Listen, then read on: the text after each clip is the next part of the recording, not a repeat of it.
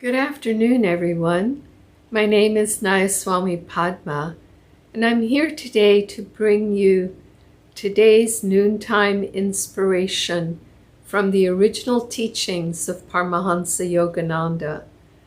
I'm still reading to you from Swami Kriyananda's autobiography, The New Path, and this particular excerpt continues the discussion of communities or colonies, as he used to call them back in his day.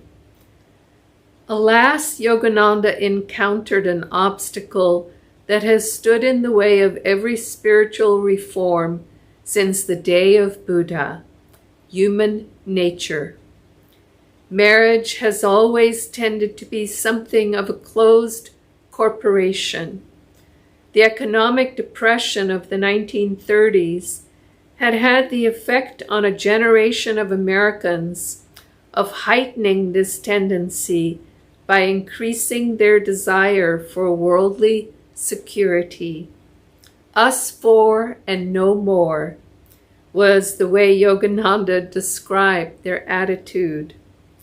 America wasn't yet ready for world brotherhood colonies.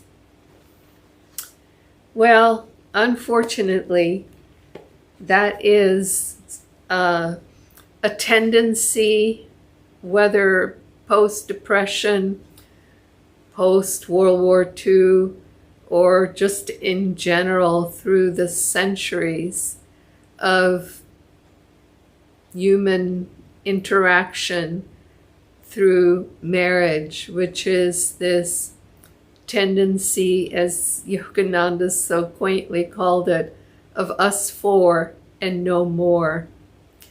It's taken a lot to try to break through that in founding the successful Ananda communities.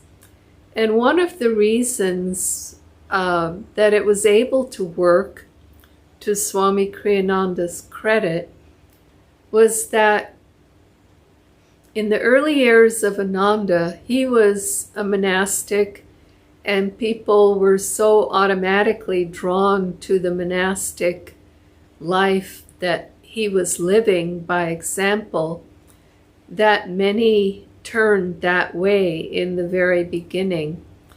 And then in time, as things developed and some people ended up leaving the monasteries and getting married to one another, they were well established in their renunciate lives, in their inner lives. And so many of these couples from the early days of Ananda, the founding members, not all, but many, did not have children. They lived their lives in complete service and dedication to God, and it was easier for them to establish a householder community with the renunciate spirit. Renunciation is on the inside anyway.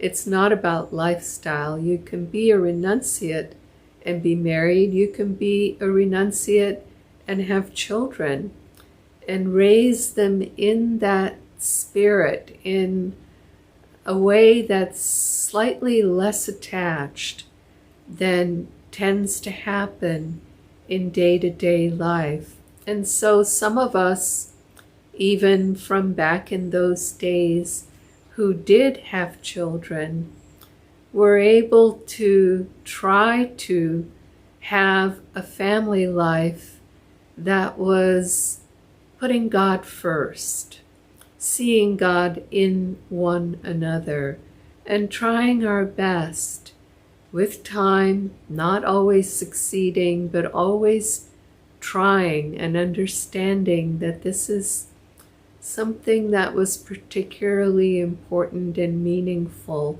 to us, not to fall into the trap of us for and no more, or even falling into the trap individually, any of us, of me, I, my needs go first. Always trying to expand our realities with generosity of spirit, expand our understanding by being of service to others, of not putting ourselves last in the sense of, self-deprecation, but thinking of others first. There's a subtle difference, but it's an important one. And so this is what Yogananda was referring to, and this is why communities were ripe to be founded in the late 60s, early 70s, the generation that I came of age in, where many of us were seeing through the false reality of the material world around us and wanting something more meaningful and something deeper, for which we were happy to put others first. Joy to you, and we'll see you again soon. Blessings.